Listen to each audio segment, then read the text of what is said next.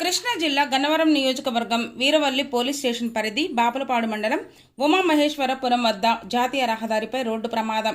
జంగారెడ్డిగూడెం గణపవరం నుండి విజయవాడ కనకదుర్గమ్మ ఆలయానికి భవానీమాల తీసి తిరిగి వస్తుండగా ఉమామహేశ్వరం వద్దకు వచ్చేసరికి కారు డివైడర్ను ఢీకొట్టి పల్టీ కొట్టింది. కారు నడుపుతున్న వ్యక్తికి నిద్రమత్తు రావడంతో ఈ ప్రమాదం చోటు చేసుకుంది. కారులో ప్రయాణిస్తున్న ఇద్దరు యువకులు క్షేమంగా బయటపడ్డారు. సమాచారం అందుకున్న వీరవల్లి పోలీసులు సంఘటన స్థలానికి చేరుకుని వివరాలు సేకరిస్తున్నారు.